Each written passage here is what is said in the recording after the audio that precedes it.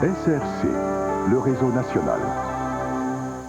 On a examiné de très près des chips plates et des chips Ruffles.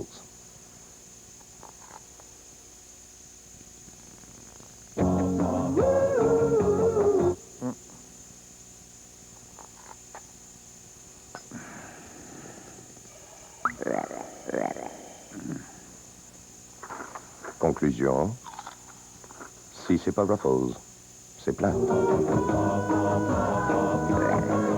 Il y a peu de temps, ils ont appris que leur sort était en suspens. Ils savaient que 6 autres usines visaient le contrat. Ils comprirent que pour rester en lice, il leur faudrait non seulement fabriquer un nouveau produit, mais aussi établir de nouvelles normes de qualité. Par-dessus tout, ils avaient confiance en eux-mêmes. Et aujourd'hui, ces Québécois construisent ces voitures pour le monde entier. La compagnie General Motors. La pizza! Bonne et chaude! La pizza! La croûte à pizza prête à cuire de Pillsbury. Déroulez-la, c'est si facile. Ajoutez vos ingrédients favoris, mettez au four et obtenez une croûte dorée et croustillante.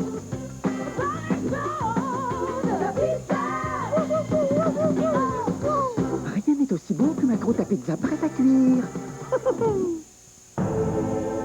Notre mission.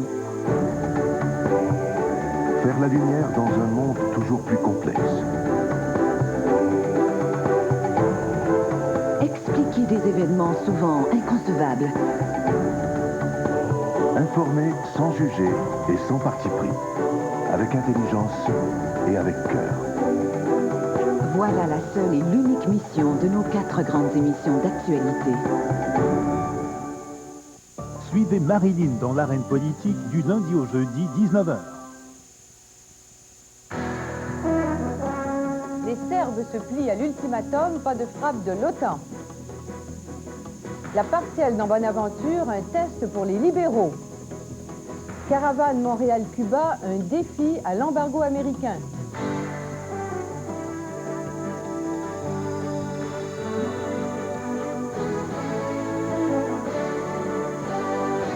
Le téléjournal, avec Michel Biroli. Bonsoir. Il n'y aura donc pas de raid aérien à Sarajevo. Les attaques ne sont pas nécessaires, du moins pour le moment, puisque l'ONU, comme l'OTAN, estime que les Serbes se sont pratiquement pliés à l'ultimatum. Pendant toute la journée, les Serbes ont continué à déplacer leur artillerie à plus de 20 km de Sarajevo, comme l'exige l'ultimatum. D'autres pièces d'équipement ont été placées sous le contrôle de l'ONU. Mais à cause des conditions climatiques, les Serbes n'ont pas réussi à évacuer tous leurs sites militaires à temps. L'ONU est satisfaite de l'évolution de la situation, comme l'a confirmé le représentant des Nations Unies, Yasushi Akashi. Du côté de l'OTAN, le secrétaire général Manfred Werner a rappelé que le dispositif militaire reste en place et que des attaques aériennes sont toujours possibles si les Serbes ramènent de l'équipement dans la zone d'exclusion. À Washington, Bill Clinton a fait savoir par la voix de sa porte-parole que les événements d'aujourd'hui constituent un facteur d'espoir. Le président américain a aussi souligné la contribution du gouvernement russe. En fait, l'intervention de la Russie a été déterminante pour obtenir le repli des Serbes. Le ministre des Affaires étrangères, Andrej Kosirez, pense qu'il est important de profiter de ce développement positif pour trouver une vraie solution au conflit bosniaque. Première occasion de le faire, mardi, à Bonn, alors que les Russes vont s'asseoir avec les Américains et les Européens pour parler de la Bosnie. Ces Russes qui sont désormais présents, eux aussi sur le terrain, 400 casques bleus russes sont maintenant stationnés près de Sarajevo. Et Michel Morin les a vus arriver. Ce matin, la force ONU était optimiste. 80% de l'artillerie lourde des Serbes était ou bien sous son contrôle ou en dehors de la zone des 20 km du centre de Sarajevo. Dans la montagne, face à la capitale bosniaque, les convois militaires français et canadiens de la force ONU goûtaient à l'hiver de la Bosnie. La radio serbe s'acharnait à reproduire des chants russes.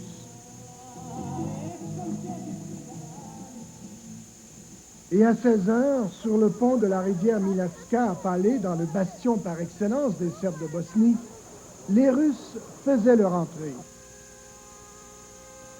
Un convoi d'une 60aine de véhicules chaudement accueillis par la population et qui saluaient déjà à la manière serbe.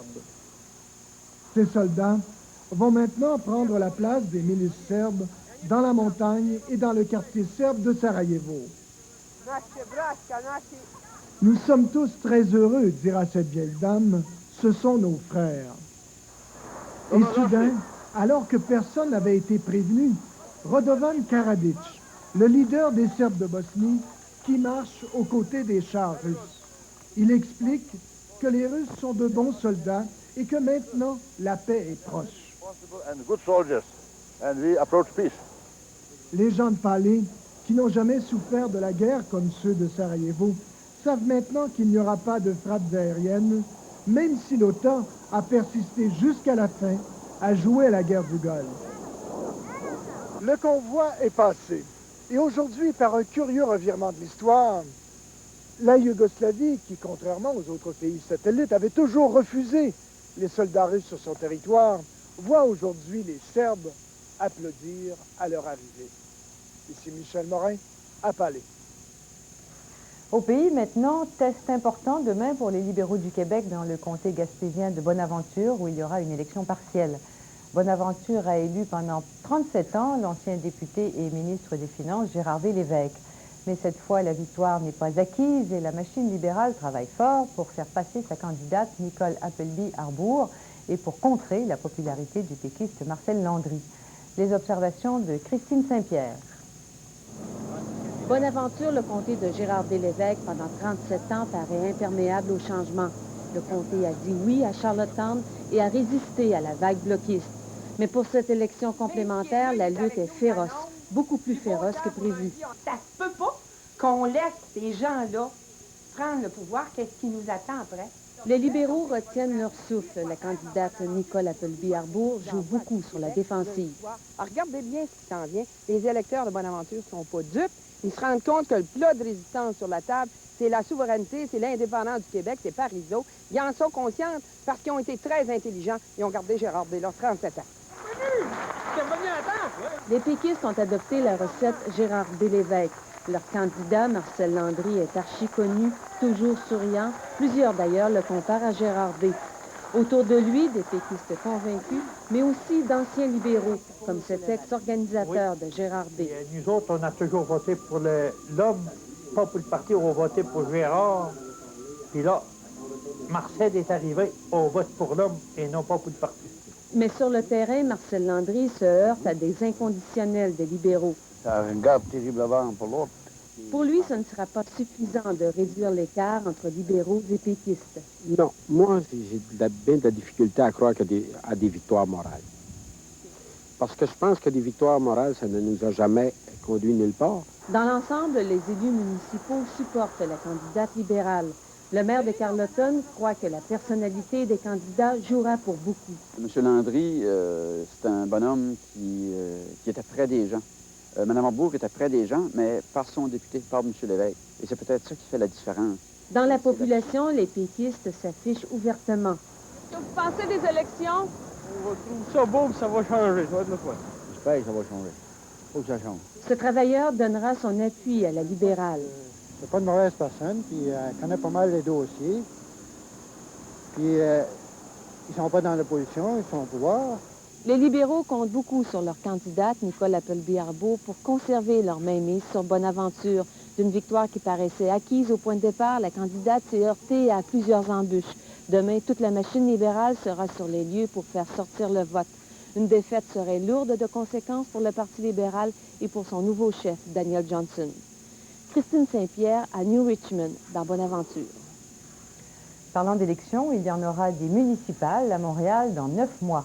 Et aujourd'hui, le maire Jean Doré a été désigné sans opposition candidat pour le RCM. Il a profité du congrès d'orientation de son parti pour donner le ton de sa campagne électorale en attaquant vigoureusement ses adversaires. Le compte-rendu de Daniel Carrière.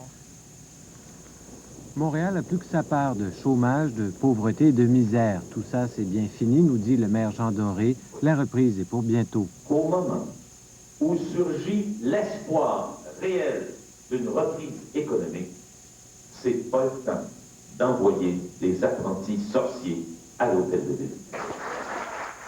Après 7 ans de pouvoir, le maire Jean Doré sollicite un 3e mandat. Mais la dernière année a été difficile pour le premier citoyen de la ville. À 2 reprises, l'hôtel de ville a été prise d'assaut, d'abord par les commerçants opposés à la surtaxe, puis il y a eu le saccage d'École Bleue. À l'intérieur même de son parti, c'est la déroute. Des 25 000 membres que comptait le RCM à ses débuts, on n'en retrouve plus que 3 000 aujourd'hui. L'hémorragie atteint même le caucus du parti. En tout, 11 conseillers démissionnent.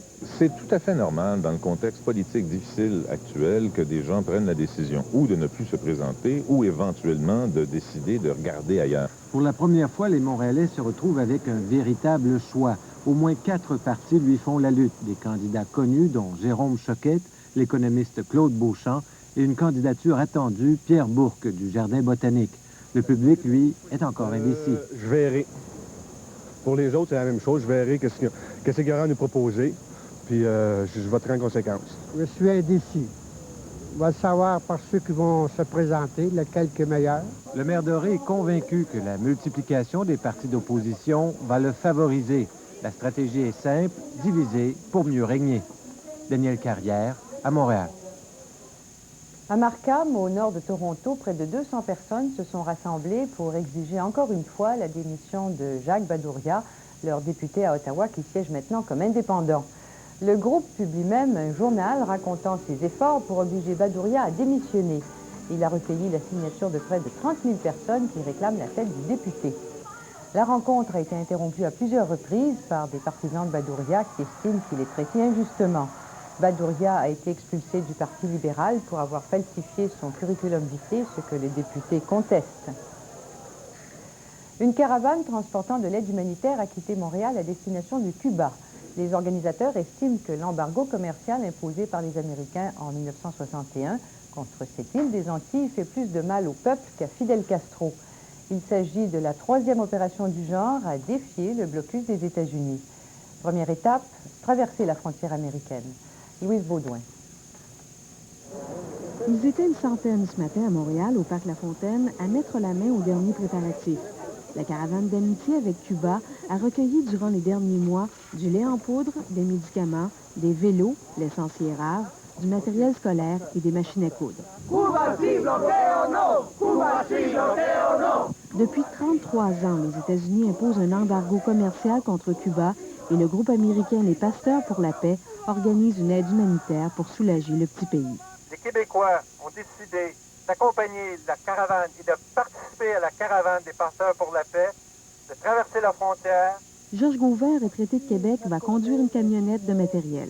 Les pressions faites auprès du gouvernement permettront peut-être justement de mettre fin à cet embargo qui est, comme on l'a dit précédemment, qui est un acte criminel. Ce travailleur a pris une semaine de congé à son usine. Il laissera le convoi à Washington. Que la caravane, c'est pour tous ceux qui veulent suivre l'exemple du peuple cubain, qui se tiennent debout, qui veulent faire des choses pour non seulement défendre les droits du peuple cubain, mais nous défendre ici. Partie hier de Québec en passant par Trois-Rivières, la caravane en joindra 12 du genre qui, à travers les États-Unis, convergeront début mars à la frontière Texas-Mexique, puis vers Cuba. C'est le 3e convoi qui traverse ainsi la frontière. L'an dernier, le groupe a acheminé 2 convois de 150 tonnes chacun vers Cuba. Encore une fois cet après-midi, des sympathisants américains les ont accueillis. Le voyage vers Cuba durera 5 semaines. Louise Baudouin, à Phillipsburg. À Rome, le pape Jean-Paul II s'est lancé dans une rare dénonciation d'un organisme international. Le pape s'en est pris à une résolution du Parlement européen en faveur de la légalisation du mariage homosexuel et de l'adoption d'enfants par les couples gays. Le pape estime que le Parlement vient de légitimer un désordre moral en conférant un caractère institutionnel à ce qu'il qualifie de comportement déviant. Les pays de l'Union ne sont pas forcés d'appliquer cette résolution. En Israël, des centaines de colons juifs ont bloqué la principale voie d'accès qui mène à Tel Aviv pour protester contre le meurtre hier d'une Israélienne enceinte de 5 mois. Les manifestants ont scandé des slogans anti-arabes et réclamé des mesures de sécurité plus strictes. À Jérusalem, le Premier ministre Yitzhak Rabin a condamné le meurtre, mais il estime que cela ne remet pas en question le processus de paix. Des étudiants de Winnipeg ont eu droit à une projection toute spéciale du film La liste Schindler. le dernier film de Steven Spielberg qui raconte un épisode de la dernière guerre mondiale dans un camp de concentration. Le professeur est un survivant de l'Holocauste et il a loué une